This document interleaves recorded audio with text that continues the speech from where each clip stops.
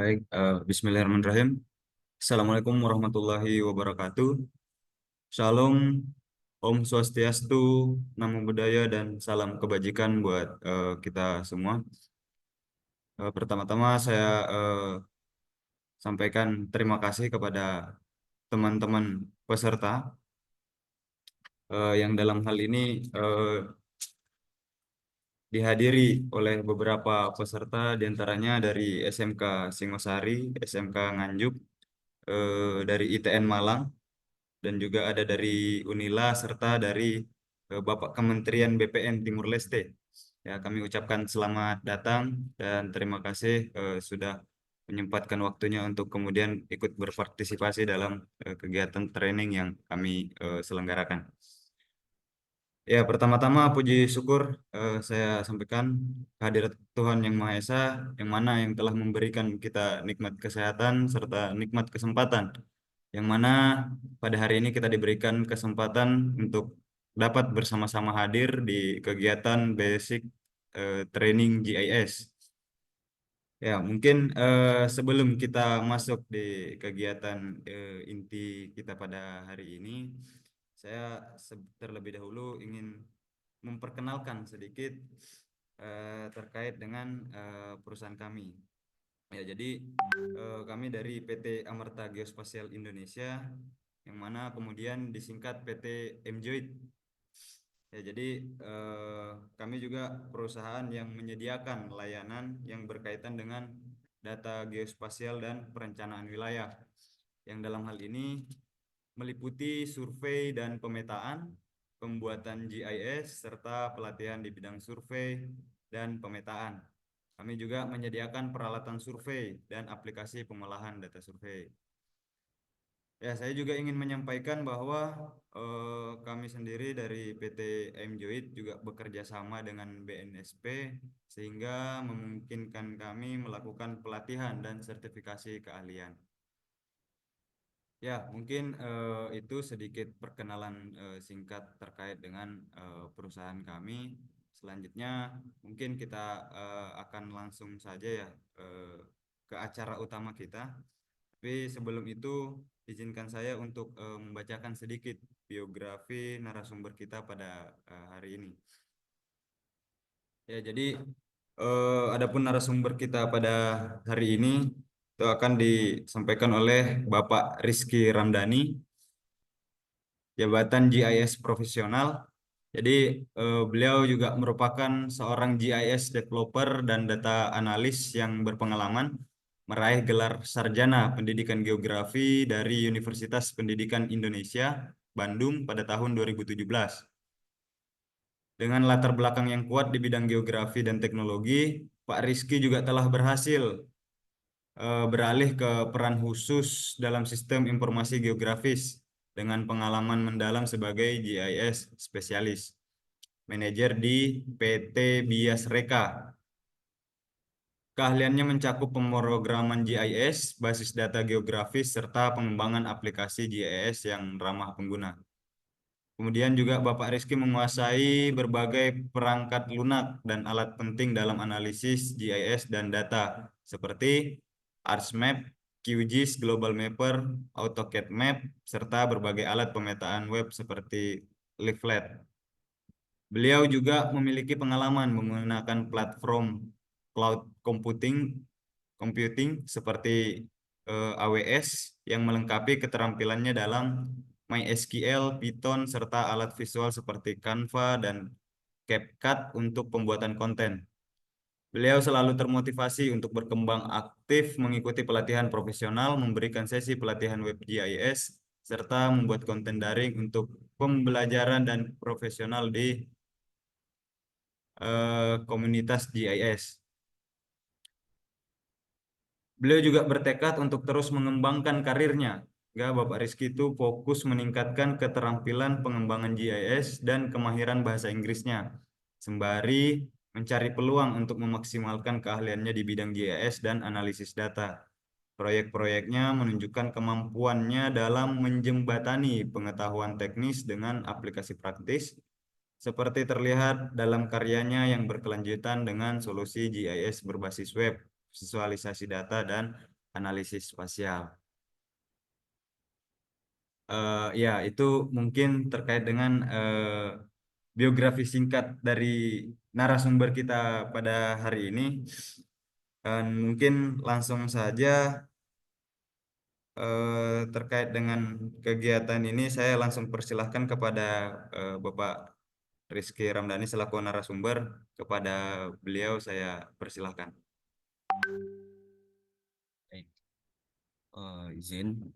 Terima kasih untuk Pak Jusman dan juga terima kasih juga khususnya untuk PT Amada, terus juga Pak Ketut dan direksi dan jajarannya. Terima kasih juga dan selamat datang kepada peserta pelatihan WebJS Q dengan plugin QGIS to Web ya pada pagi hari ini.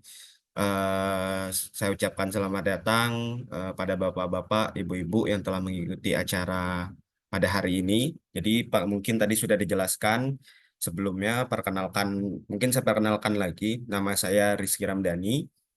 Jadi saya bersama dengan Pak Ketut ya kemarin kami mengadakan pembicaraan singkat dan kemudian akhirnya kami menyelenggarakan lah saya dan Pak Ketut berkolaborasi khususnya bersama tim di PT Amagoid untuk penyelenggaraan kegiatan hari ini. Nah, mungkin untuk cek dulu ya suara saya aman ya terdengar dengan aman dan saya izin untuk share screen terlebih dahulu. Saya izin untuk share screen ya.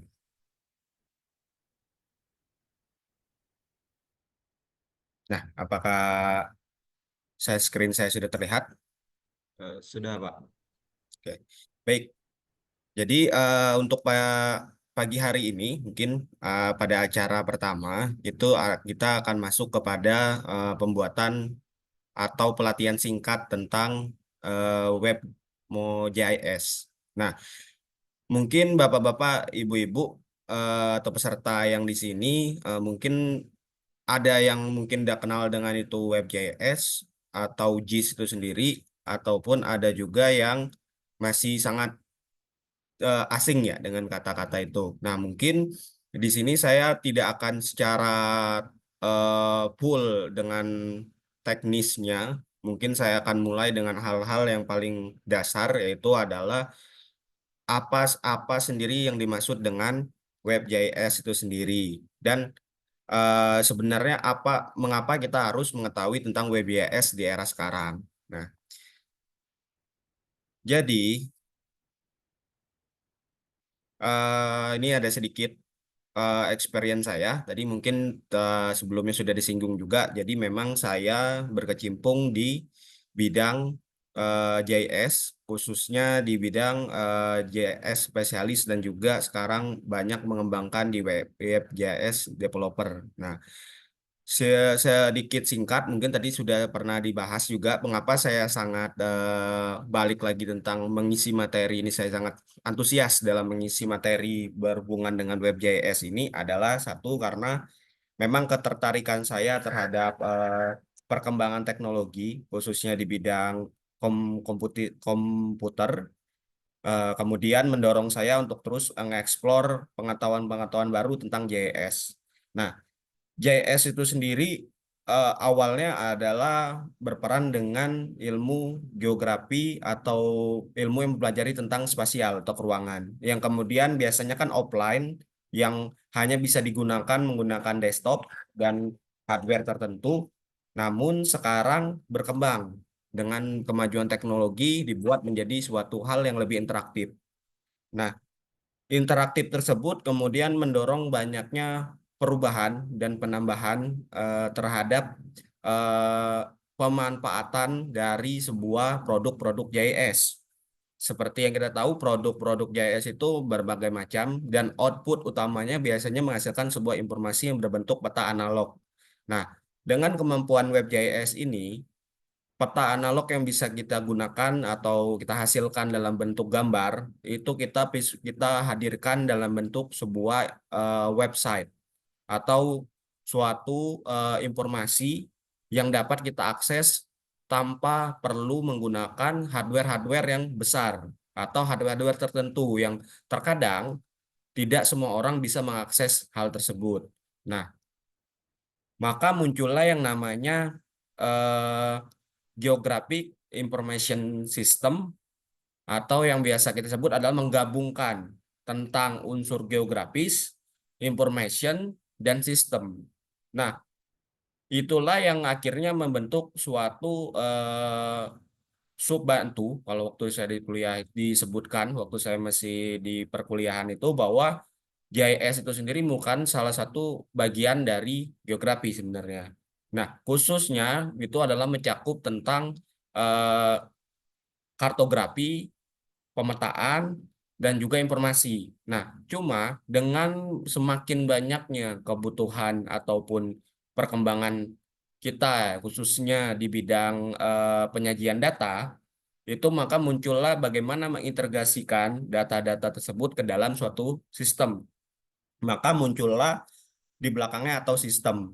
Memang ada beberapa hal yang mungkin bisa kita sebutkan yang berkaitan dengan informasi sistem ini. Salah satunya adalah yaitu sistem informasi. Nah, apa yang membedakan sistem informasi dan geographic information system?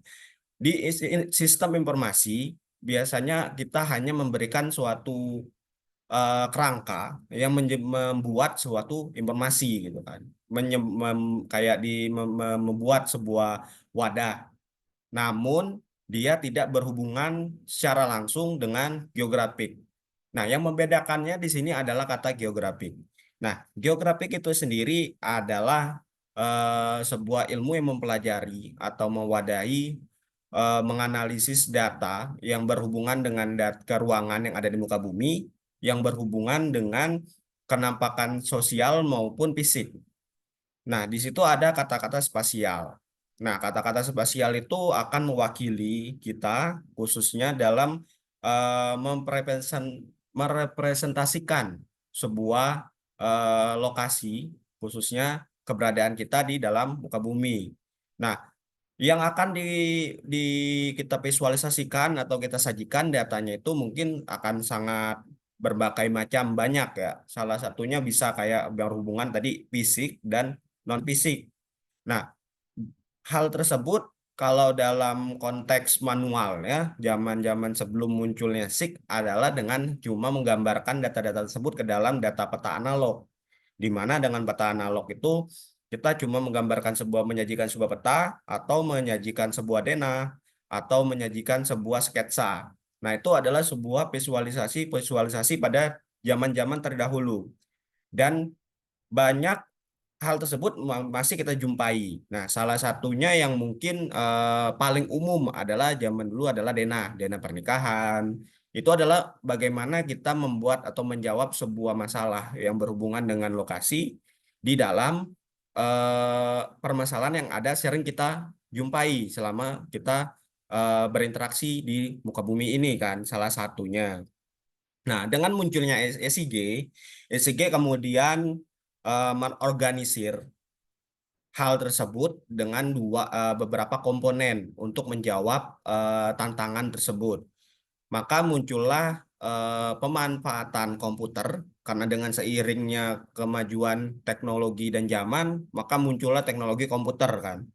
Nah, pada saat komputer muncul, di situ muncullah berbagai macam hal-hal baru yang kemudian juga menyinggung tentang kemajuan-kemajuan di berbagai sektor ilmu atau berbagai sektor-sektor yang lain. Dan salah satunya yaitu adalah di geografi dan muncullah SIG. Nah, hal yang menjadi SIG itu sendiri, kata kuncinya adalah dia harus memiliki hardware komputer, kemudian ada software, terus ada data, metode, personel yang bertujuan untuk apa? Kita dapat akan menyimpan data tersebut, mengolah, memperbarui, menganalisis, dan mempresentasikan informasi berreferensi geografis. Nah, poin kuncinya di sini mungkin buat beberapa peserta, mungkin Bapak atau Ibu, mungkin di sini kan ada beberapa, saya juga ada yang dari mungkin berbagai macam sektor profesi ya, ada yang mungkin dari guru, ada yang mungkin dari praktisi, mungkin atau bahkan ada yang mungkin expert di bidang JS ini sendiri dan berbagai macam. Nah, sebenarnya poin yang paling penting yang mungkin kalau dari sektor pendidikan di kurikulum khususnya kalau di SMA kan ada geografi. Nah, di situ kan mulai diterapkan salah satu metode pembelajaran atau kurikulum yang berkaitan dengan SIK. Nah, di situ yang saya tahu karena saya juga yang saya tahu dari sebelumnya biasanya di situ banyak diperankan hanya untuk bagian penjelasan pembuatan peta analog. Memang sedikit masih sedikit yang sampai menyinggung tentang pemanfaatan SIG itu secara lebih jauh dan interaktif seperti dengan WebJS ini sendiri. Nah, tapi poin utamanya adalah kita harus mempunyai dulu kemampuan dasar tentang memahami berarti SIG itu harus punya hardware komputer adalah berarti kita harus punya seperangkat hardware yang untuk menjalankan komputer, software itu sendiri. Software itu nanti kita akan menggunakan software pengolahan data JS itu sendiri. Seperti yang tadi sebelum disebutkan, ada QGIS, ada ArchMap yang paling terkenal atau grupnya dari Esri, produk Esri, kemudian ada Global Mapper dan lain-lain. Nah, data itu apa? Data itu adalah data-data geografis, baik itu data geografis maupun non geografis.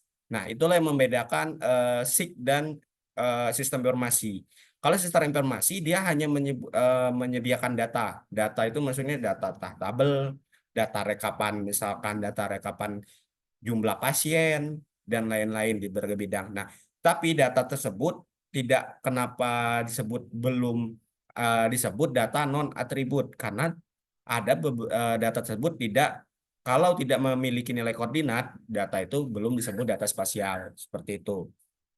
Nah, kemudian selanjutnya personel.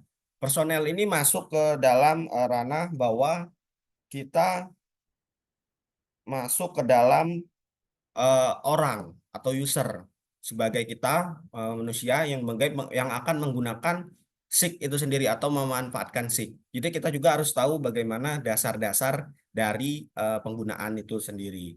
Nah, apa saja yang bisa dilakukan dalam JIS? JIS JIS itu sendiri dapat menjawab pertanyaan yang biasanya kita tanyakan adalah dari mulai what 5W1H kan. When, eh, when, terus how, bagaimana. Nah, di situ kita bisa berpertanyaan yang umum yang kita menjadi permasalahan bisa terjawab dengan JS. Salah satunya adalah misalkan di mana saja daerah integrasi yang telah mempunyai jaringan irigasi teknis misalkan. Atau di manakah karena kita memiliki studi kasus yang khusus pada pelatihan ini yang berhubungan dengan genangan banjir. Jadi tema kita kali ini adalah saya mengangkat untuk menjawab masalah karena di Jakarta, khususnya saya mengangkat Jakarta ya, yang menjadi poin saya, poin of view dari studi kasus kita pada pelatihan ini. Pertanyaannya adalah pertama, mengapa banyak terjadi banjir ketika musim hujan di Jakarta? Itu kan pertanyaan, mengapa? Nah, itu yang akan menjadi pertanyaan pertama. Terus kita bertanya lagi, di mana saja lokasi yang terjadi banjir atau genangan-genangan banjir? Kemudian eh, ada selain tempat, akhirnya kita akan bertanya bagaimana cara penyelesaian mengatasi atau solusi yang terbaik untuk mengatasi wilayah-wilayah yang sudah kita teridentifikasi nantinya misalkan. Nah, dari pertanyaan-pertanyaan itu, nah disitulah kita nanti akan memanfaatkan GIS itu sendiri. Bagaimana kita misalkan pertanyaan-pertanyaan, mengapa eh, banjir di Jakarta? Pertanyaan pertama awal. Nah, kita mulai mencari data.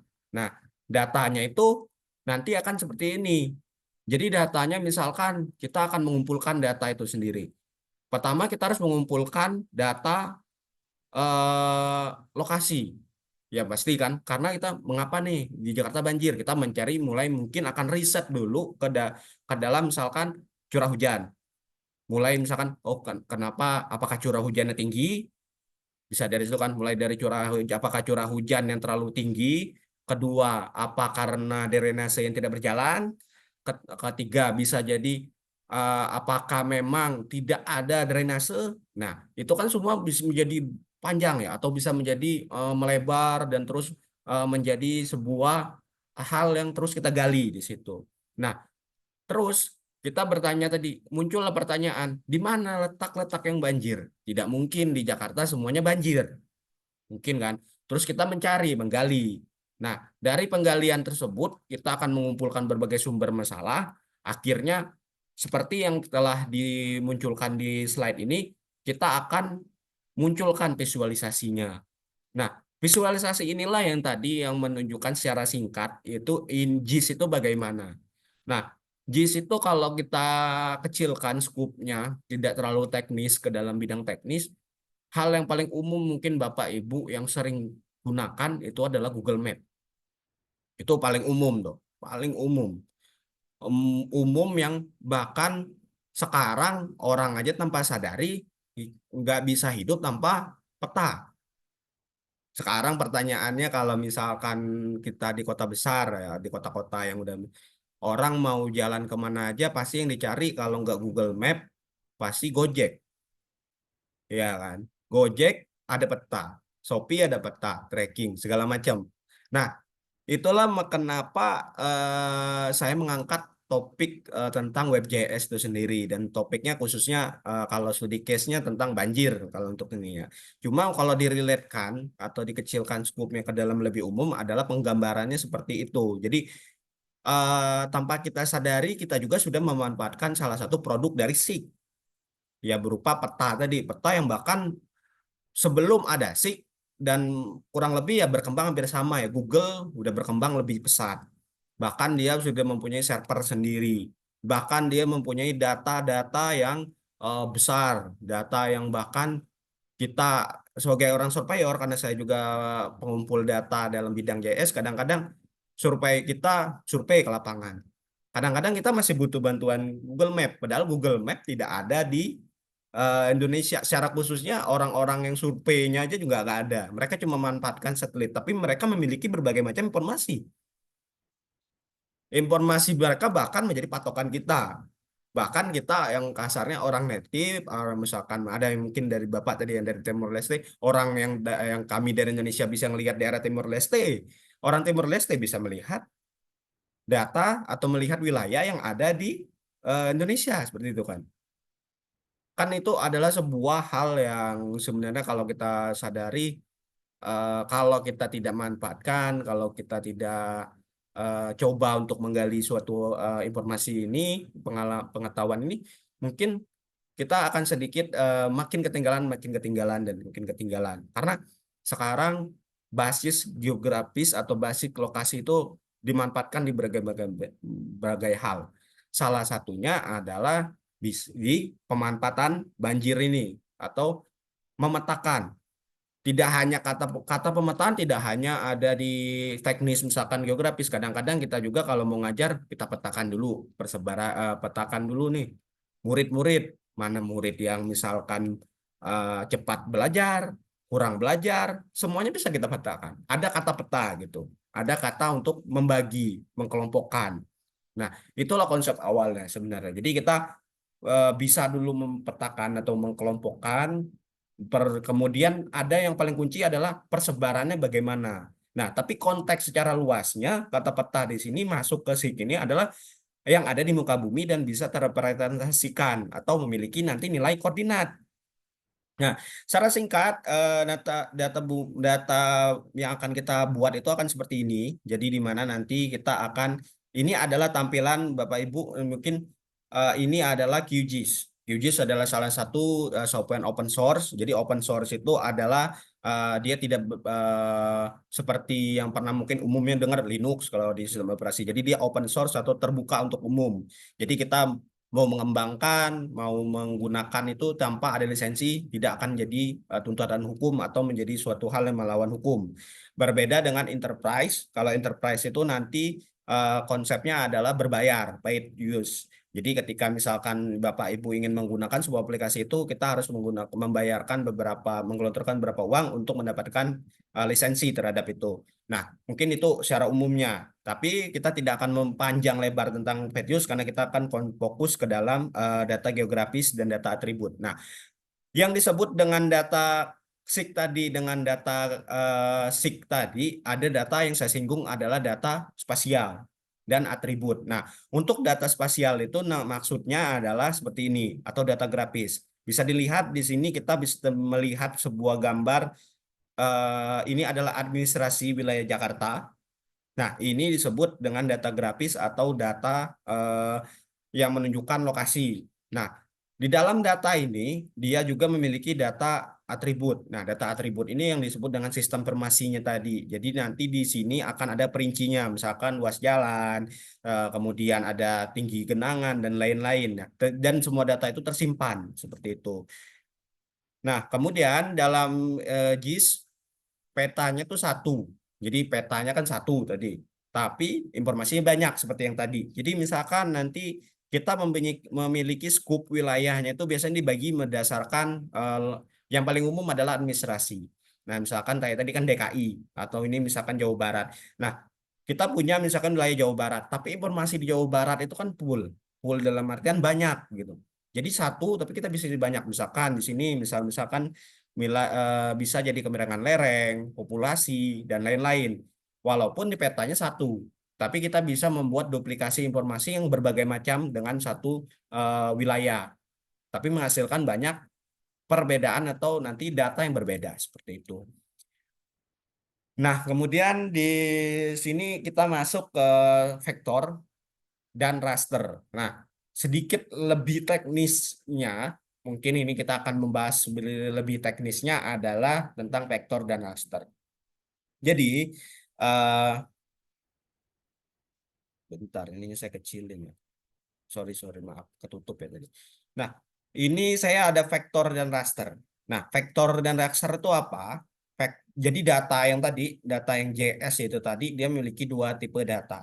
Tipe data pertama ada disebut namanya vektor, kemudian raster. Nah, maksud dari vektor dan raster itu adalah kalau Bapak Ibu pernah melihat gambar peta analog yang kemudian dimasukkan ke dalam HP atau laptop, itu biasanya kan bentuknya gambar. Nah, raster itu maksudnya ada gambar. Jadi outputnya itu berupa gambar seperti itu. Nah, vektor secara umumnya gitu ya, untuk memahami secara umumnya atau secara gampangnya ilustrasinya, analoginya, kalau vektor itu adalah kalau Bapak Ibu pernah melihat karikatur. Karikatur orang zaman dulu pernah dengar-dengar, mungkin pernah dengar ada orang yang bisa membuat gambar tapi menggunakan titik-titik yang kemudian menjadi misalkan muka bukan melukis, mendesain suatu karya orang dengan menggunakan eh, bantuan Photoshop misalkan.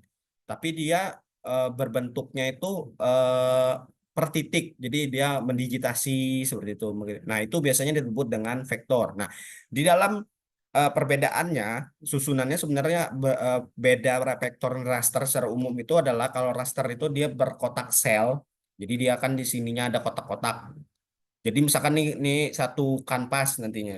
Nah, misalkan data yang tadi misalkan batas wilayah itu dia akan mengikuti grid atau kotak-kotak ini dalam pendigitasian. Nah, sedangkan untuk vektor itu nanti datanya juga macam-macam. Ada dibagi lagi. Kalau raster itu biasanya cuma cukup satu. Jadi cukup satu lembar piece seperti ini. Nah, kalau vektor dia ada namanya data point, data line, data poligon. Nah, di sini dijelaskan bahwa poin data itu bisa berupa poin atau lokasi titik-titik titik-titik gitu kan. Misalkan lokasi saya di mana, kalau kita pakai Google Map kan muncul, misalkan kita klik my location, muncul kan titik tuh. Tek. Nah, itu disebut poin. Itu namanya poin dan itu berupa data vektor. Nah, data raster kalau Bapak Ibu lihat misalkan Ibu searching yang kayak tadi muncul kan batasnya di mana atau area. Nah, itu namanya poligon. Poligon berarti area. Nah, misalkan kita geser-geser Google Map, kalau misalkan kita ilustrasikan Google Map ya, saya ilustrasikan Google Map karena kenapa Google Map? Mungkin karena umumnya rata-rata Bapak Ibu pasti pernah dan pasti ada yang pakai gitu kan ya. Misalkan kita geser-geser ada jalan. Nah, bentuk dari panjang jalan itu disebut data line seperti itu. Nah, itu adalah data vektor, model data gitu. Nah, selanjutnya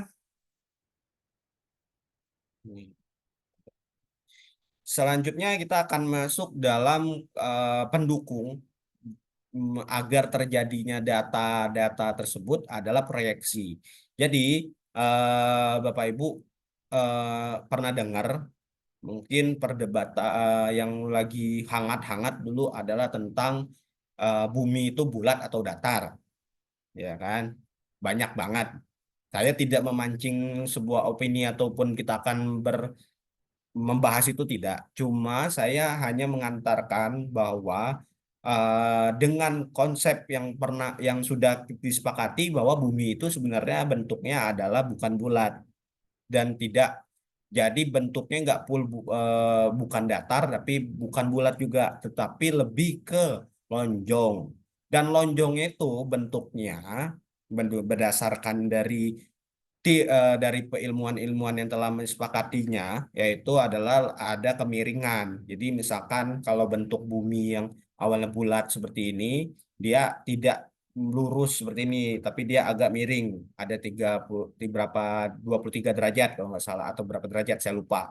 Nah, hal itulah yang kemudian kenapa yang kita dapatkan di peta itu adalah berbentuk datar, ya kan?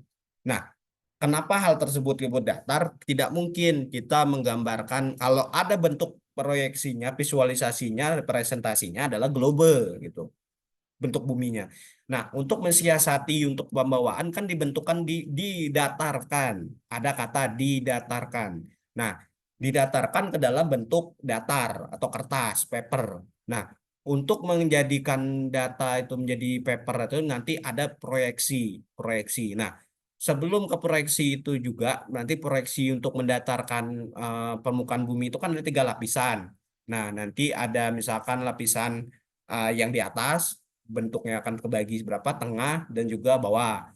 Nah, nanti ada kalau secara detailnya ada pembagian-pembagiannya. Nah, namun secara umumnya yang perlu Ibu ketahui adalah proyeksi itu sendiri juga adalah proses untuk membuat model matematis yang digunakan untuk merasakan permukaan bumi dalam bentuk datar atau 2 dimensi tadi. Seperti itu. Oke. Nah, kemudian eh, setelah saya singgung tadi jenis proyeksi. Nah, jadi jenis proyeksi itu ada 2 jenis. Jadi proyeksi ini apa? Proyeksi ini adalah menggambarkan bukan di dalam global atau keseluruhan, tapi dia mempunyai long lat atau biasa pasti kenal dengan derajat.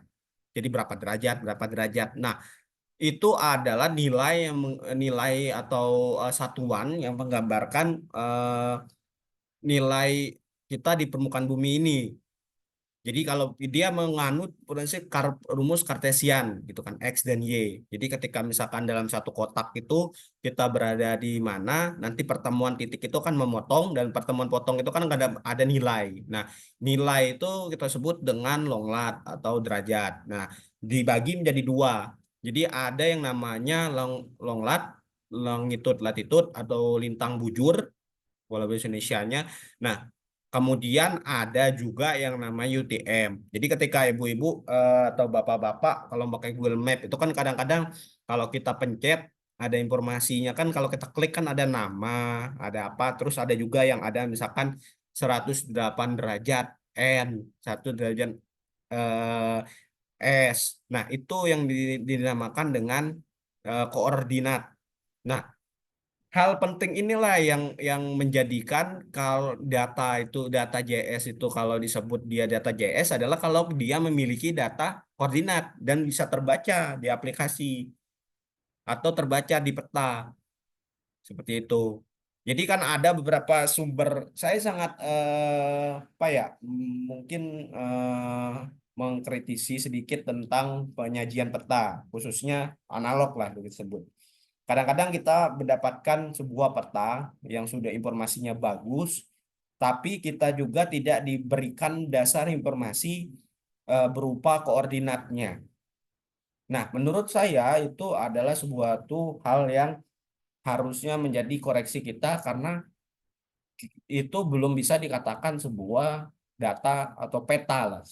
Peta karena ada peta, ada dena. Nah, biasanya peta atau output dari SIG itu adalah peta, bukan dena. Karena peta itu harus mencantumkan nilai koordinatnya. Karena apalagi kalau misalkan di peta analog atau peta yang perinan, itu kan kalau nggak ada koordinat, kalau pakai web, nah nanti itu bedanya. Kalau pakai web atau aplikasi, kita memang nggak perlu pakai itu kan dia otomatis. Cuma kalau pakai peta analog, kalau tidak dicantumkan, misalkan koordinatnya berapa, bagaimana kita mau mengetahui gitu kan, seperti itu. Nah, satuannya ada di DMS derajat, ada satuannya itu berada tiga, jadi derajat, menit, second, derajat-derajat, atau DD itu bukan derajat-derajat, decimal degree. Jadi decimal degree seperti ini, ada eh, desimal menit seperti itu. Nah, umumnya ini disebut dengan proyeksi long lat atau longitudinnya ada sistem proyeksi geografis. Nah, biasanya kita nyebut long lat, nanti di software itu memang akan berbeda. Biasanya kalau di software itu disebut proyeksinya atau disebutnya adalah CRS, System Reference System, Reference System, itu biasanya kita sebutnya WGS 84, seperti WGS 84. Nah, yang membedakannya dengan yang sebelah atau Universal Transfer Mercator atau UTM adalah nanti di satuan dan cara scope-nya. Geografis itu adalah mencakup untuk kita menggambarkan permukaan bumi secara keseluruhan, jadi umum. Jadi dia menggambarkan suatu wilayah itu secara global, seperti itu. Nah, kalau UTM itu itu akan menggambarkan permukaan bumi secara detail.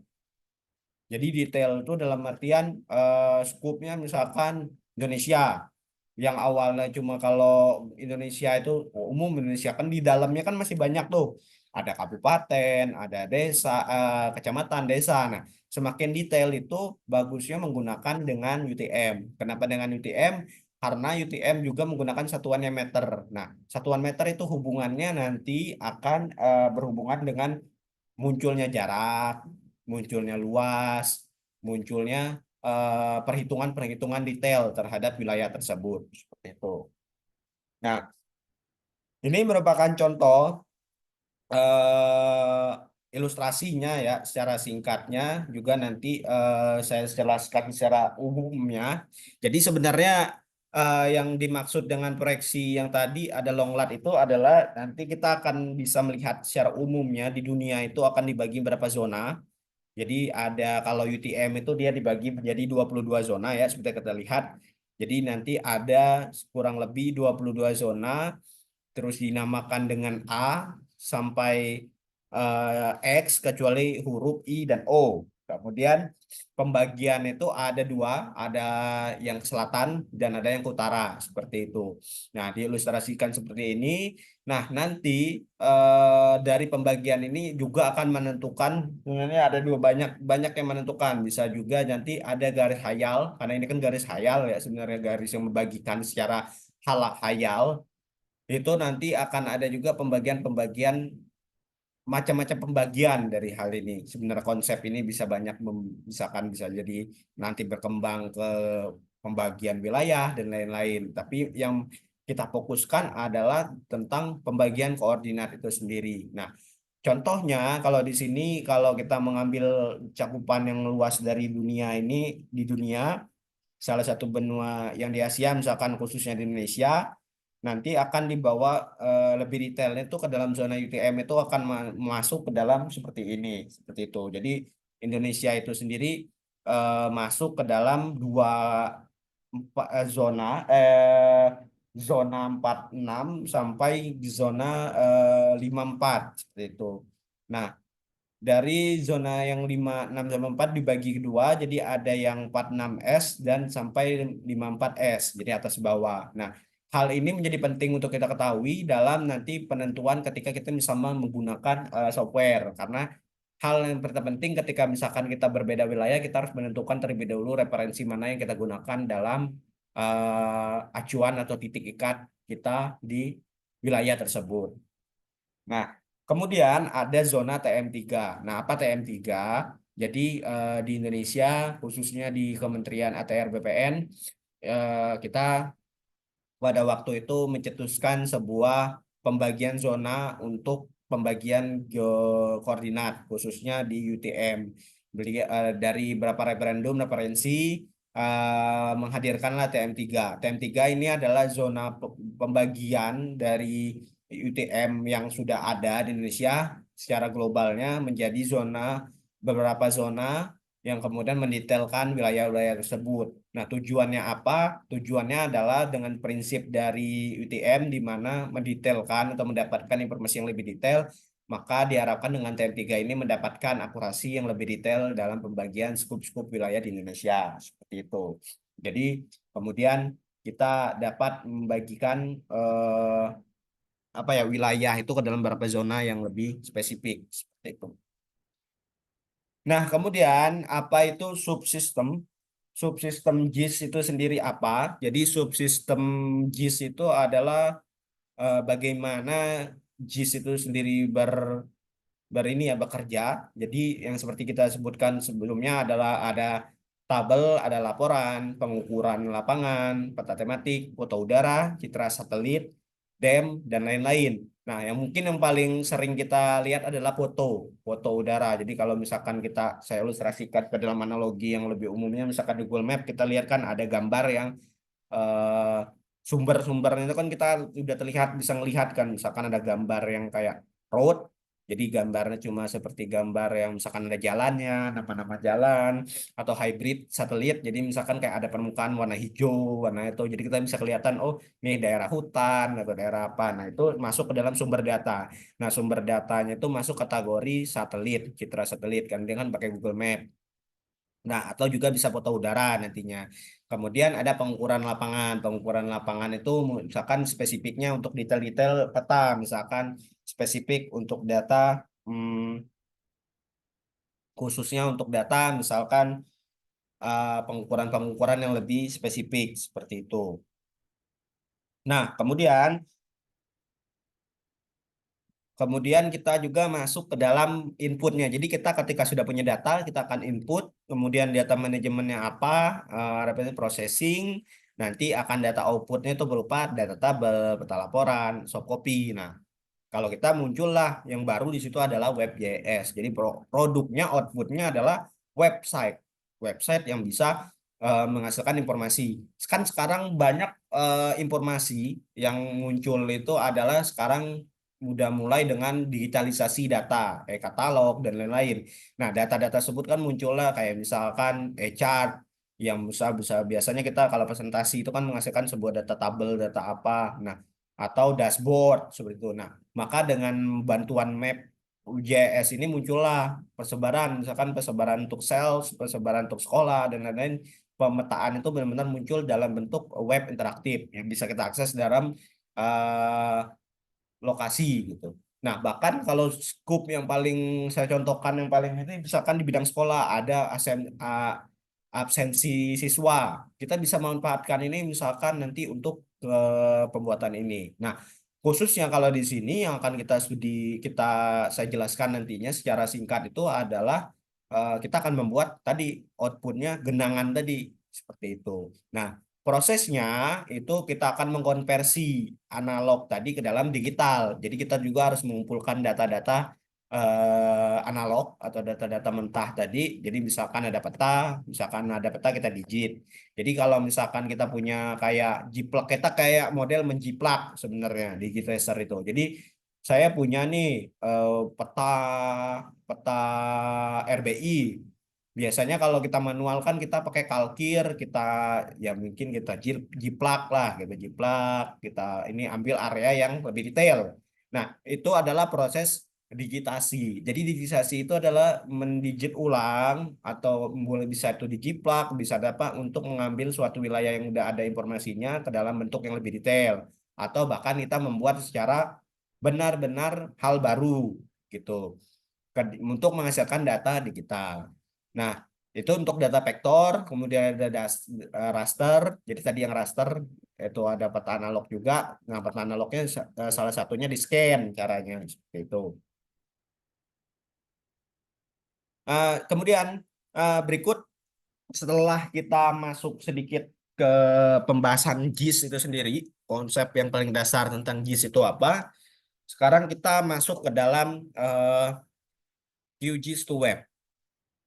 Nah, di sini QGIS to Web itu sendiri bisa saya representasikan dalam bentuk ilustrasi seperti ini adalah kami memiliki sebuah tampilan yang nanti seperti yang saya sebutkan tadi, kita di laptop kayak dashboard, misalkan dashboard dan lain-lain. Tapi isi dashboardnya itu bukan tabel, bukan chart, tapi peta. Dan peta itu bisa diintegrasikan. Nah, sekarang banyak yang sudah memanfaatkan itu sebenarnya tanpa kita sadari. Salah satunya kalau yang di pemerintahan itu ya, itu ada di RDTR, Rencana Detail Tata Ruang, itu sudah memanfaatkan WebJS ini untuk kebutuhan-kebutuhan kita bahkan sehari-hari. Misalkan wilayah ini masuk daerah apa, terus kemudian cakupannya apa. Nah, yang mungkin udah pernah ada dan tercetus adalah tentang balik lagi tentang tadi genangan banjir ini, studi kasus ya. Gimana orang-orang bisa tahu nih kapan ada banjir itu di mana aja. Nah, untuk itu kita akan masuk ke dalam genangan banjir di DKI. Jadi konsepnya kita akan mengintegrasikan QGIS dan menjawab permasalahan yang umumnya ada di DKI itu aja dengan genangan banjir. Jadi bagaimana sih menjawab pertanyaan kita tadi tentang lokasinya di mana, terus juga sebarannya bagaimana, terus solusinya bagaimana nantinya. Sampai bahkan bisa menjadi rekomendasi dan solusi. Nah, contoh data area genangan yang akan kita buat. Jadi ini kita akan konsepnya, jadi kita akan nanti akan mendapatkan, saya sudah menyediakan data, jadi teman-teman juga nanti akan eh, mudah memiliki data yang saya kumpulkan atau dummy data menjadi studi case. Jadi nanti kita akan mendapatkan pertama adalah data-data sebaran dulu. Jadi sebaran itu di mana aja atau pertama adalah kita akan mendapatkan dulu batas administrasi, memperkecil skup wilayah yang harus kita harus kita kaji. Nah, yang kita kaji adalah se-DKI. Jadi kita miliki dulu data batasnya dulu, batas administrasinya. Kemudian kita akan mendapatkan wilayah genangan berupa titik-titik di mana yang titik itu kita konversikan ke dalam daerah ruas. Jadi bisa per ruas jalan seperti itu. Nah, kemudian contohnya kita akan mencakupnya misalkan di ruas, misalkan ada ruas jalan di A, di kecamatan A, bahkan di desa atau di mana itu yang kan tergambarkan. Nah, ini merupakan contoh sebaran titik. Yang tadi adalah contoh wilayah per kecamatan. Jadi ada titik di kecamatan. Jadi kita tahu, oh misalkan per kecamatan atau apa. Nah, kemudian akan memvisualisasikannya kurang lebih seperti ini tadi. Seperti itu. Nah, sebelum kita masuk ke dalam hands-on-nya, ke dalam geografi atau praktek ya, saya akan memvisualisasikannya. Saya akan balik lagi sedikit mengulas yang tadi yang dinamakan dengan hardware. Jadi untuk teman-teman atau peserta Bapak Ibu yang umumnya mungkin udah pernah lihat ya gambar-gambar di sini, balik lagi untuk kita bisa menghasilkan data tersebut kita harus didukung dengan hardware. Nah, contohnya kita harus memiliki scanner, scanner kalau misalkan data analog, kemudian harus ada kamera untuk dokumentasi, nantinya GPS, ada media penyimpanan datanya, ada laptop pastinya, ada server nantinya ke depannya dan juga data-data lainnya. Nah, software JS, jadi kita akan menggunakan software JS seperti yang sebelumnya disinggung. Nah, software JS yaitu sendiri adalah QGIS. Nah, QGIS ini sendiri memiliki tampilan. Jadi tampilan awal umumnya, kalau teman-teman atau Bapak Ibu nanti untuk linknya bisa bisa nanti saya share atau di Google QGIS. Nanti download versi yang terbaru saat ini 3.38. Nah, tampilannya akan seperti ini. Nah, di tampilan ini nanti akan dibagi menjadi tiga. Yang pertama adalah table of content. Table of content ini nanti akan berisi data vektor yang telah saya jelaskan tadi. Jadi di sini misal ada data point, data line, dan data polygon. Nah, kemudian data tersebut ketika kita telah memasukkan akan masuk ke dalam kanvas bisa sebut atau data view-nya data ini. Kemudian kita juga untuk dalam proses pengolahan nanti akan didukung dengan perkakas. Perkakas dalam kalau kita bertukang tuh misalkan gergaji, misalkan tukul, misalkan butuh yang perkakas-perkakas untuk kita melakukan membuat pintu misalkan. Nah, di sini kita ilustrasikan kita butuh itu untuk membuat peta ini. Nah, itu akan didukung di dalam menu di atas ini, tapi juga di situ tampilannya secara umum akan seperti ini, cuma dia akan ada beberapa secara teknisnya bisa berubah-ubah dan bisa ditempatkan sesuai dengan keinginan kita. Seperti itu. Nah, softwarenya setelah kita perinci juga ada komersial yang berbayar. Jadi khusus yang di sini kita menggunakan yang namanya Quantum JIS. Jadi QGIS itu adalah kepanjangan dari Quantum JIS, software yang dibuat dari tim pengembangnya, komunitinya itu adalah dari Ukraine. Kalau pernah saya baca itu, kalau saya nggak miss adalah dia salah satu pembuatnya atau pencetus di developernya itu adalah dari Ukraina. eh Kalau nggak salah ya, ataupun karena dia pernah mention juga, atau memang bukan dari itu, tapi dia pernah donate mungkin ya. Saya kurang lupa-lupa ingat. Tapi dia itu adalah ada komunitas, jadi open source, kemudian mengembangkan aplikasi yang setelah setelah kita kita lihat sebelumnya. Kemudian ada juga selain yang Quantum JIS itu ada Ilwis, ada Udik, Grace, MapWindow JIS, ada Saga, dan GPSIG. Nah, sebenarnya kalau untuk yang lain itu macam-macam software itu ada berbagai macam bidang. Salah satunya misalkan kayak Saga, Saga itu sebenarnya lebih diperuntukkan untuk penggunaan remote sensing. Jadi remote sensing itu apa? Focusing untuk penginderaan jauh atau data citra. Jadi dia concernnya di situ. Sedangkan kalau QGIS ini umum, jadi bisa ngolah citra, bisa ngolah data vektor seperti itu. Bahkan untuk bikin web JS itu. Nah, ini QGIS. Kita akan masuk ke dalam QGIS itu sendiri. Nanti saya juga akan menerangkan eh, bagaimana kita akan menggunakan QGIS ini untuk menjawab tentang peta genangan banjir di DKI itu sendiri. Nah, berikut saya mengutip dari salah satu Pak Bapak Dani Laksono, khususnya bagi teman-teman yang mungkin Bapak Ibu terkait untuk pengen meningkatkan dirinya di bidang eh, profesi khususnya di JIS, khususnya di WebJS itu saya mengutip dari dia tentang SKKNI Teknisi Utama Analisis Sistem Informasi Geografis.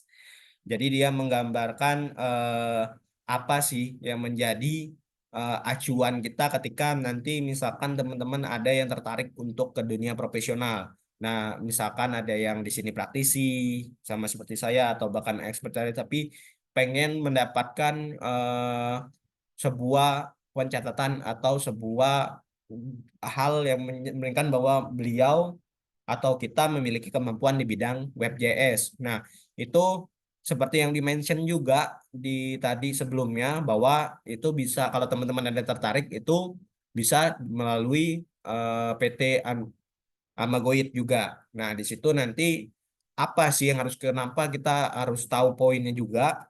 Poinnya itu adalah ada membuat WebJS Information System. Nah, kode unitnya itu di sini kita bisa mendapatkan poin utamanya itu adalah melakukan perancangan aplikasi.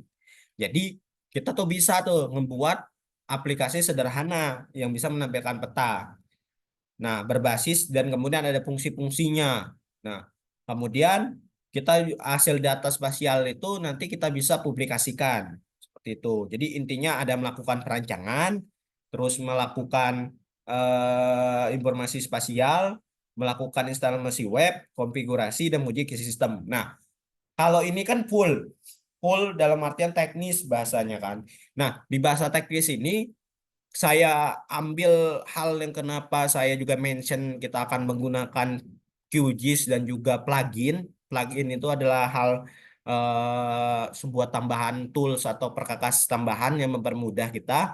Nah, dengan QGIS to Web ini nanti kita juga akan saya representasikan membuat tadi studi case yang studi banjir ini bisa menjawab poin 1 sampai 6 ini tanpa harus kita ribet-ribet untuk lebih dalam memahami tentang bagian komputerisasinya, misalkan server dan lain-lain sebagai acuan kita. Karena dengan QGIS to Web sebenarnya kita bisa menghasilkan data-data tersebut tanpa kita harus coding full seperti itu. Nah, itulah mengapa saya sangat tertarik untuk berbagi materi ini tentang QGIS di web ini khususnya. Walaupun memang nanti juga ada keterbatasan. Salah satunya mungkin ketika keperuntukannya untuk komersi dalam kajian yang lebih luas, memang untuk kebutuhan QGIS di web ini mungkin perlu yang namanya tetap harus ada coding seperti itu. Cuma untuk kebutuhan standar, untuk kebutuhan misalkan media pembelajaran, itu bisa kita gunakan untuk misalkan pembuatan hal-hal sederhana itu sudah bisa kita kembangkan. Nah, cara berpikirnya, jadi kita harus nanti kita akan membutuhkan produk itu mulai misalkan requirement, design, implementation, verification, dan maintain. Jadi ada proses kebutuhannya apa, desainnya nanti pakai apa, implementasinya bagaimana, verification, dan maintain.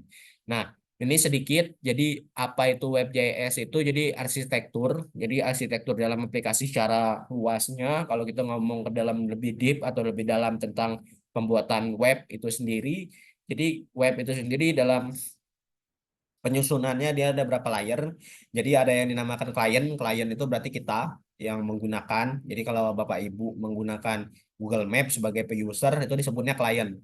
Nah, kalau Bapak Ibu sebagai klien biasanya hal kenapa klien bisa mendapatkan itu adalah contohnya kita mendapatkan datanya yang lagi umum sekarang itu adalah server. Apalagi kalau di era ini kan kita pernah dengar tentang kebobolan data dan lain-lain. Nah, server itu adalah wadah yang menyimpan data-data spasial nantinya. Kemudian di belakang itu nanti ada teknologi-teknologi yang lebih luas. Kalau kita ngomongin di luar dari leaf layer QGIS to Web, nanti ada GeoServer dan lain-lain. Jadi ini hanya untuk mungkin saya jelaskan secara singkat dan umumnya adalah pengaplikasian ataupun struktur bagi teman-teman yang mungkin setelah pelatihan ini sangat tertarik untuk lebih jauh mendalam mempelajari tentang WebJS itu. Jadi atau bahkan yang mungkin ada yang dari udah pernah ngulik-ngulik tentang web sendiri, website, cara bikin website dan tapi arsitekturnya adalah seperti ini. Nah, selanjutnya application construction. Jadi dalam kebutuhannya ada siklusnya itu adalah interactive development. Jadi application development itu adalah misalkan ada prototype, kita mulai dari user need. Jadi kebutuhan kita pada saat ini adalah tentang mau memetakan genangan banjir, itu kan di mana DKI Jakarta.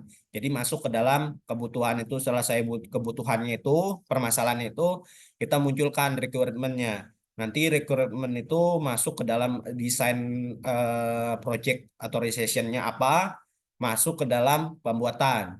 Nah, secara singkat nanti kita akan mulai dari kebutuhan kita tadi yang tadi masuk, kebutuhan nanti kita akan mencari requirement apa data titik banjir, nanti saya sudah sediakan data-datanya, kemudian masuk ke data authorization dan dalam masuk ke dalam data pengolahan di QGIS-nya, kemudian application development akan diproses dari QGIS to web sebagai plugin dan masuk ke dalam prototype dan akan kita implementasikan atau kita kaji.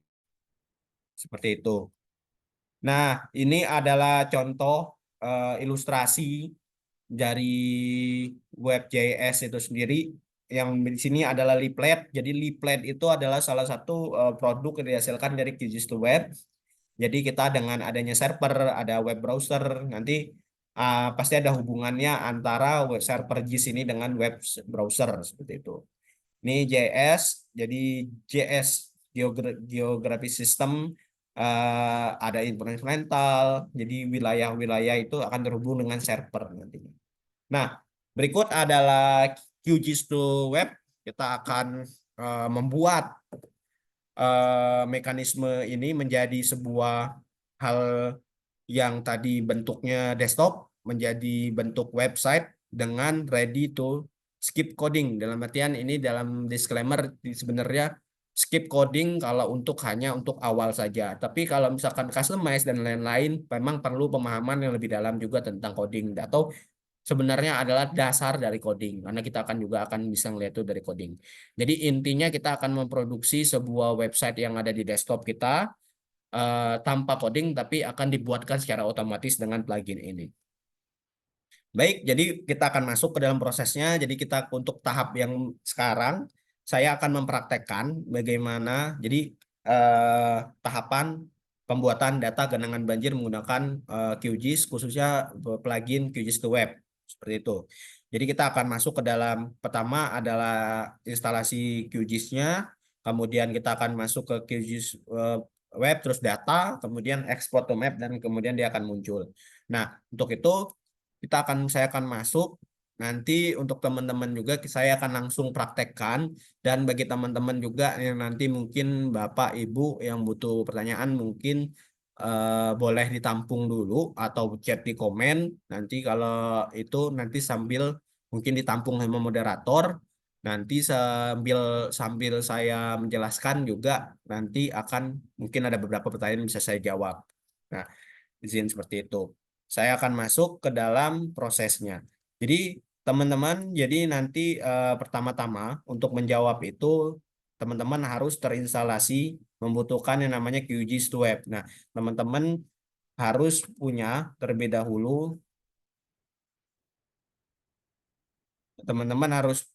dahulu yang namanya QGIS. Nanti teman-teman install QGIS to desktop. Nanti QGIS to desktop ini teman-teman bisa dapatkan di linknya nanti saya kasih di Google juga ada. Jadi teman-teman tinggal buka Google, kemudian teman-teman bisa searching QGIS. Nah, setelah teman-teman menginstal, nanti teman-teman akan masuk ke tampilan seperti ini. Jadi tampilan awalnya seperti saya sebutkan sebelumnya. Jadi setelah itu kita akan masuk ke dalam proses digitasi atau proses pengumpulan data. Nah, pertama, data itu sudah saya siapkan, itu ada data spasial. Nah, data spasialnya itu adalah data administrasi berbentuk SAP. Nah, SAP itu sendiri apa? Itu adalah format data spasial yang ada dalam bentuk, jadi ada GeoJSON, nanti dia banyak data-datanya. Nah, salah satunya SAP. Nah, cara memasukkan data-data ini, data administrasi ini saya dapatkan jadi ada dua sumber kan tadi, ada Unitasi dan juga ada data yang udah dapat dari data spasial. Nah, saya mendapatkan data mentahan yang udah berbentuk data digital, namanya SAP. Nah, ini dari data Badan Informasi Geospasial. Jadi data kalau Indonesia yang menaungi data-data spasial itu kan dari data BIG, Badan Informasi Geospasial. Nah, saya mendapatkan data administrasi tersebut DKI. Jadi awalnya datanya sudah saya dapatkan itu adalah data administrasi DKI yang saya masukkan seperti ini. Nah, di sini pertama-tama teman-teman bisa lihat terlebih dahulu bahwa di sini datanya di sini kalau kita lihat ada administrasi. Nah, di sini di information ini ada yang namanya ini unit. Di sini kita lihat ada unit use longitude for koordinat longitude and longitude. Nah, ini berarti menandakan bahwa koordinat yang digunakan adalah menggunakan proyeksi yang telah saya jelaskan tadi adalah geografis. Itu dengan kodenya WGS 84 dan kemudian dia ada epic code. khusus untuk proyeksi itu adalah 4326. Jadi bisa menggunakan dalam pensearchingan, pencarian itu bisa kita ketik misalkan WGS atau kita cari lebih spesifik dengan kode seperti itu. Nah, kemudian di situ nantinya akan ada kalau kita sudah memiliki data SAP yang terreferensi dan biasa dari badan yang resmi, itu akan mencantumkan abstrak. Jadi data itu dari mana, kemudian masuknya kategorinya apa, termasuk lisensi, referensi dan juga informasi seperti itu. Nah, kemudian setelah saya memiliki data administrasi, kemudian saya mempunyai ada data spasial dan bahan artikel.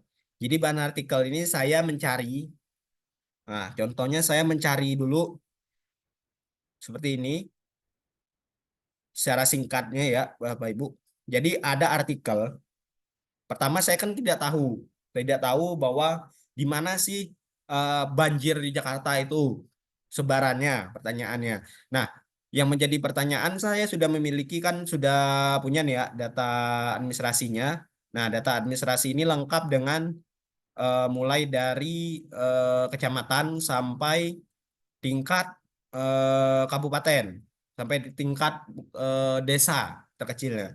Nah, di sini kan ada di sini desa, misalkan Bali dan lain-lain. Bali apa tadi yang di sini. Nah, dari data ini saya memiliki artikel dari Detik itu menyatakan bahwa rendaman banjir ada 12 RT dan 22 ruas jalan. Jadi di artikel ini disebutkan ada di Kelurahan Kapuk, terus ada Kelurahan Cengkareng, terus Kelurahan Kedaung, Kelurahan dan bla bla bla sampai ada kurang lebih 22 ruas jalan. Jadi ruas ya, ruas. Kemudian informasinya di sini juga udah ada pertama nama jalannya dan juga ada ketinggian. Jadi ketinggian genangan. Nah, ini dari data ini kita bisa explore lebih jauh data ini menjadi data JS karena kita udah memiliki satu lokasinya di mana di jalan kan, jalan ruas. Nah, untuk mendapatkan itu Ya, terima kasih banyak Pak Rizky. Jadi sangat luar biasa tadi yang disampaikan, mulai dengan definisi GIS itu sendiri sampai dengan bagaimana kemudian implementasinya yang diintegrasikan dengan web ya. Ya, mungkin saya berikan kesempatan kepada teman-teman undangan ataupun peserta yang hadir dalam kegiatan ini mungkin untuk bertanya ya. Kita masuk pada sesi tanya jawab. Mungkin saya berikan kesempatan kepada teman-teman peserta. Silahkan.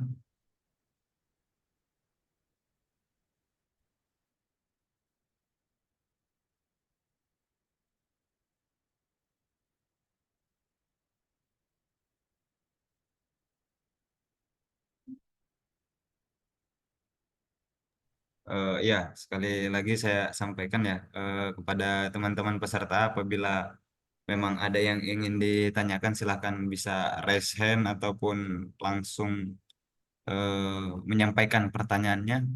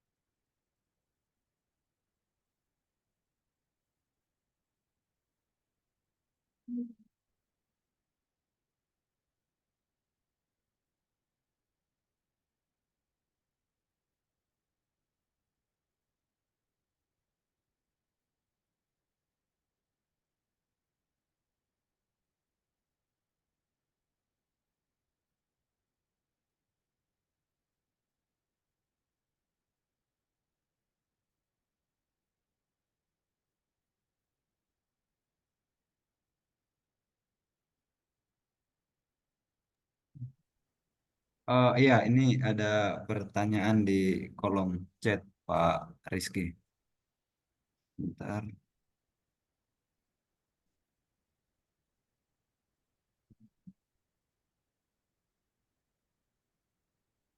Ya, untuk pertanyaannya,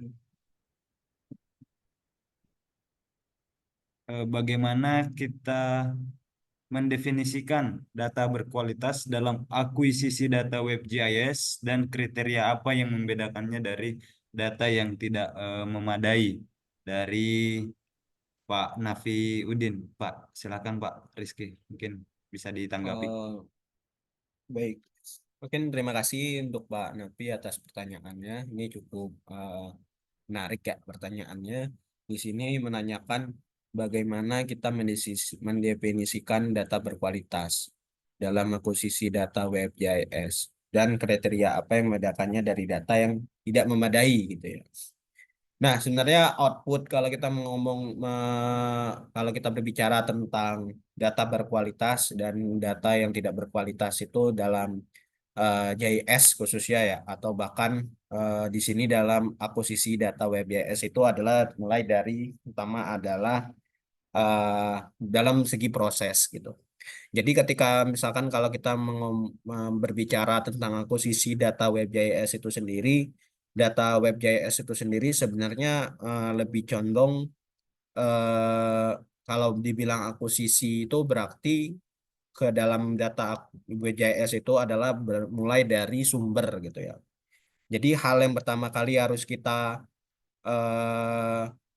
kita kita ini adalah ketika kita ingin mengomongkan suatu data berkualitas untuk data web GIS itu adalah kita harus memiliki sumber dari data tersebut. Pertama adalah validasi untuk data yang kita olah sebelum dalam proses pembuatan di web GIS. Jadi mulai dari penentuan data-data tersebut apakah data itu valid. Valid itu adalah dalam artian apakah data GIS atau data spasial itu sendiri sudah ter eh, lolos dalam screening standar khusus. Misalkan kalau di ini kan SKKNI BY, jadi dalam misalkan standar geografisnya, koreksi geometrisnya, seperti itu. Itu yang menjadi acuan utama sebelum kita masuk ke dalam WebGIS untuk mendapatkan eh, data WebGIS yang berkualitas begitu. Nah, yang membedakannya data yang tidak memadai dan yang tidak berkualitas itu sebenarnya kita agak susah ya kalau untuk di WebJS itu sendiri ketika kita eh, membedakannya. Tapi paling umum adalah mungkin yang dapat membedakan data itu berkualitas atau tidak adalah pertama kita harus mungkin dari sisi developer juga ya mungkin lebih bisa menyantumkan sumber-sumber valid di situ. Jadi dalam atribut seperti ini kita juga bisa menambahkan beberapa informasi ya. Kalau kita ngomongin misalkan data JS itu sendiri seperti itu. Jadi informasi di sini misalkan sumber akuisisi datanya itu kalau kita ngomongin JS itu di dalam data itu sumbernya dari mana. Itu bisa dicantumkan. Itu bisa menjadi salah satu sumber data atau penyajian data JS yang mungkin lebih detail lagi dan bahkan lebih mengarah ke dalam standar yang berkualitas. Gitu. Yang kemudian mungkin seperti tampilan yang ada seperti ini juga menjadi kaitannya juga nanti dalam bentuk penyajian gitu. Jadi ketika misalkan kita sudah memiliki data JS seperti ini, peran proporsional desain. Nah, memang kayak seperti ini kan kita dalam bentuk prototipe yang sederhana gitu ya. Tapi dalam kajian yang lebih luas kan kita bisa membandingkannya. Misalkan kalau dalam WebJS itu adalah dengan perbandingannya seperti ini. Nah, ada data yang lebih menyajikan lebih profesional, lebih detail seperti ini. Ada misalkan keterangan peta ini tentang apa, terus ada penyajian datanya seperti apa yang pernah dibuat. Nah, tampilannya bahkan lebih diperhalus seperti itu. Itu bukan menunjukkan seberapa berkualitas juga data atau visualisasi dari yang kita buat seperti itu. Namun kalau balik lagi ke data yang kita buat kali ini ya karena ini masih dalam bentuk sederhana dan ini mungkin ini menjadi standar yang minimum lah kita bisa membuat sebuah data tanpa coding yang lebih kecil gitu. Mungkin itu Pak Napi Udin ya, mungkin itu yang bisa saya sampaikan. Mungkin apa barangkali sesuai atau bagaimana. Baik, selanjutnya ada juga apakah langkah-langkah dasar untuk menghosting web yang dibuat dengan ke server web dan server di web dan software apa saja yang dibutuhkan untuk menjalankan WebGIS tersebut. Oke. Kalau langkah-langkah dasar untuk menghosting web JS yang dibuat dengan QGIS server web, ini ada macam-macam ya. Apakah pertama, Bapak ingin menggunakan Pak Irfan mau menggunakan server itu dalam artian server apa yang Bapak punya, berbayar, terus jenisnya apa, misalkan ada cPanel, ada yang VPS, private server, ada yang misalkan apa macam-macam. Nah, itu beda standar. Nah, kalau saya kalau saya menggunakan yang namanya untuk prototipe yang sederhana saja, yang seperti saya contohkan tadi, itu adalah menggunakan GitHub. Jadi GitHub itu sebenarnya bukan dibilang software, aplikasi web ya, lebih tepatnya.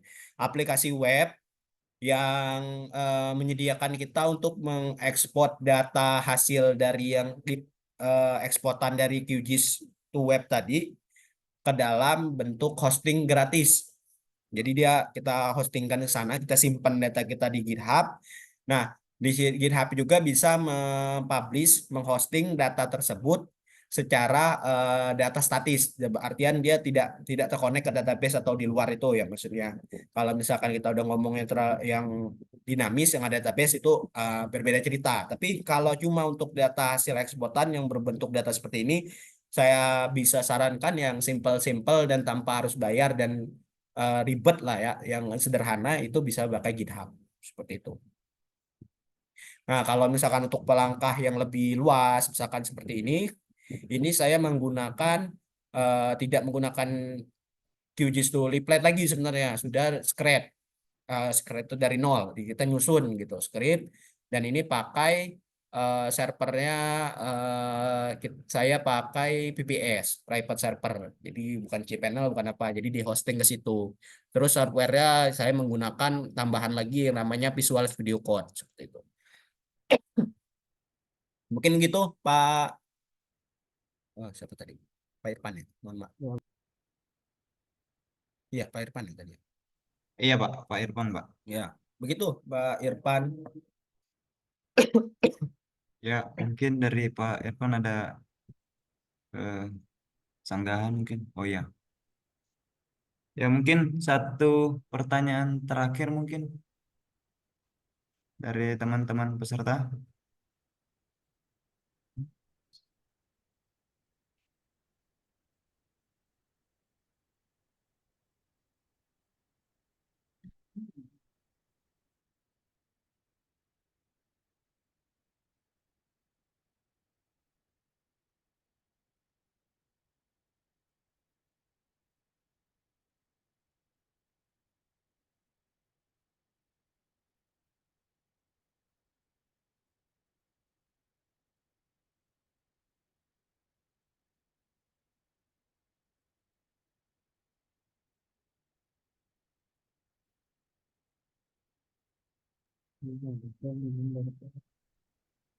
Oh iya Pak, ini ada pertanyaan dari atas nama daerah, cuman chatnya langsung di direct ke saya Pak. Oh iya ya. Itu saya bacakan pertanyaannya Pak.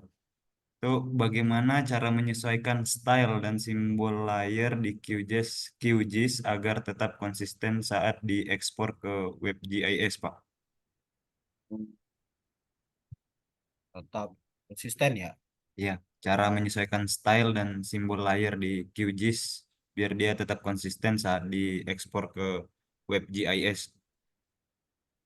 eh Secara umum sih sebenarnya kalau misalkan untuk styling khususnya di QGIS ya menggunakan QGIS apalagi di QGIS to web itu sebenarnya kalau untuk styling dia memang eh, ada beberapa kendala, ada beberapa error trial and error lah.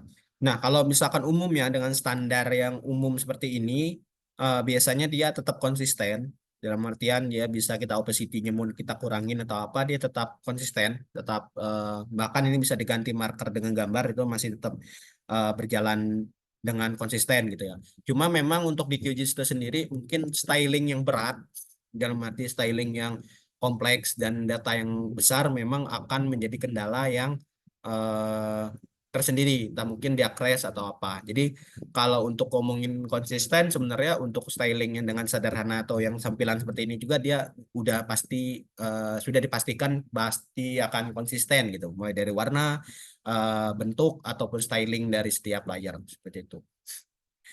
Nah, mungkin kalau sedikit juga mungkin itu ya, mungkin itu. Nah, terus sedikit mungkin teman-teman saya juga ingin sedikit ini juga nanti mungkin bisa chat ke moderator juga. Nanti kami akan untuk detail dari pelatihan ini juga kami akan launching ya Pak ya. Nanti akan coba ditanyakan dengan ini. Launching itu adalah modul yang berisi 91 lembar langkah-langkah dari proses yang tadi. Jadi teman-teman nanti kalau yang tertarik atau apa bisa dikontak untuk modul yang sedang kami siapkan untuk launching seperti itu. Ini modulnya menjelaskan langkah dari awal sampai akhir untuk proses yang tadi seperti itu. Nah, mungkin itu. Nah, mungkin saya untuk sesinya mohon maaf ya. Saya mungkin ada atau mungkin saya ini dari saya cukup tapi mungkin sedikit ya, sedikit dari saya juga eh, karena di sini ada Bapak Ibu guru ya. Jadi ada Bapak Ibu guru saya ingin barangkali Bapak Ibu guru di sini juga yang khususnya mungkin ada media pengajaran atau apa, saya juga sedang mengembangkan ini barangkali ini suatu saat tertarik bentar. Eh, saya pernah membuat oh ini. Ini pencetus saya barangkali di sini ada Bapak Ibu guru yang ngajar geografi gitu ya, khusus ya. Ataupun lembaga bidang lain atau museum terinspirasi, saya membuat sebuah aplikasi sederhana dari bukan pakai leaflet sih sebenarnya, cuma aplikasi sederhana yang terinspirasi dari GeoUser. Jadi di sini saya juga terinspirasi pemanfaatan geografis. Ini misalkan tebak-tebak gambar. Jadi ketika teman-teman misalkan nebak ini gambar mana, ini lokasi mana, nanti akan muncul eh, datanya seperti itu. Nah, seperti ini. Nah, ini bisa cocok untuk teman-teman yang mungkin mau mengembangkan media pembelajaran. Nanti ke depannya saya juga bakal sedikit ya informasi yang mungkin akan mengembangkan ini lebih jauh lagi gitu. Mungkin ada yang suatu saat tertarik atau apa gitu menjadi misalkan kolaborasi atau apa seperti itu. Mungkin itu dari saya. Nah, mungkin Iya, untuk dari saya cukup. Terima kasih. Mohon maaf kalau ada salah-salah dari kata dari saya, teman-teman semua. Mohon maaf saya tidak bisa dari saya cukup ya. Mungkin kalau misalkan ada pertanyaan atau apa nanti di luar itu mungkin kita di lain waktu. Mohon maaf sekali atau bisa dibantu dari tim admin. Nah, kalau misalkan ada yang butuh informasi lebih lanjut di situ di chat kayaknya sudah dibantu sama tim dari ini ya nah, apa namanya moderator seperti itu. Mungkin dari saya cukup. Terima kasih untuk teman-teman semua. Sampai berjumpa di saya balikan lagi ke moderator dan saya izin mungkin ya untuk ini ya. Terima kasih. iya, terima kasih sekali lagi disampaikan kepada Bapak Rizky Ramdhani ya. Ya, semoga apa yang tadinya disampaikan bermanfaat bagi kita semua yang hadir pada kegiatan pada hari ini. Oh iya Pak, sebelum Pak Rizky live, mungkin saya izin untuk kita dokumentasi sebentar Oh, Pak. boleh, boleh, boleh. Boleh, boleh. Ya, mungkin operator bisa tolong dibantu.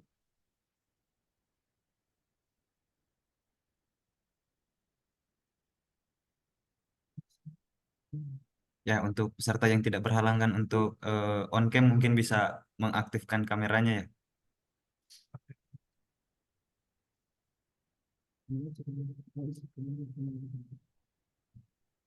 Ya, saya pandu satu, dua,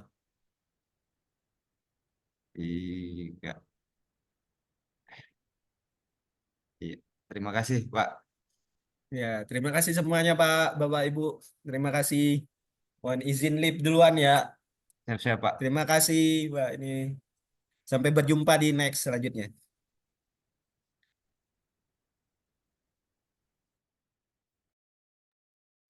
Ya, mungkin itu tadi ya terkait dengan kegiatan training terkait dengan web GIS dan GIS to web ya. Nah, mungkin sedikit saya mau sampaikan kepada rekan-rekan semua di sini bahwasanya kami dari PT MJOIT ke depan mungkin akan lebih intens akan melaksanakan kegiatan pelatihan-pelatihan seperti ini yang mungkin seperti bootcamp seperti itu. Nah, jadi untuk itu terkait dengan informasinya nanti mungkin bisa terus dipantau di Instagram @mjoit ya. Terus juga saya mau sampaikan bahwasanya kami juga ada yang namanya member card, yang mungkin bisa operator bisa ditampilkan. Nah, jadi kepada rekan-rekan semua nanti yang semisal tertarik untuk nanti ikut pelatihan-pelatihan yang kita laksanakan, mungkin nanti bisa mengajukan di kontak person yang telah disampaikan oleh rekan kita tadi. Jadi, adapun kegunaannya nanti mungkin akan ada diskon ataupun potongan-potongan harga lah terkait dengan pelaksanaan pelatihan apabila teman-teman memiliki member card dari PT Amerta Geospasial Indonesia. Ya, mungkin itu dari kami. Sekali lagi saya ingatkan kepada rekan-rekan semua, nantinya kita akan ada pelatihan-pelatihan selanjutnya yang berkaitan dengan data geospasial tentunya. Terus juga mengingatkan untuk record dan juga file tadi itu nanti akan dikirimkan kepada teman-teman yang statusnya peserta. Nah, jadi untuk yang undangan mungkin nanti akan kita arahkan untuk menghubungi kontak person yang telah disampaikan oleh rekan kita tadi apabila memang menginginkan file-file yang disampaikan tadi, modul tadi dan juga record yang telah kita laksanakan pada hari ini. Ya, mungkin oh ya, serta sertifikatnya ya. Itu terus kemudian ya nanti bisa dihubungi ya kontak person tadi perihal sertifikat, file, modul dan juga record bagi teman-teman yang undangan. Ya, mungkin itu yang dapat kami sampaikan. Lebih kurangnya mohon maaf, saya selaku host daripada pelaksanaan pelatihan web JIS dari PT Amerta Geospasial Indonesia, izin pamit undur diri. Mohon maaf, terima kasih. Assalamualaikum warahmatullahi wabarakatuh.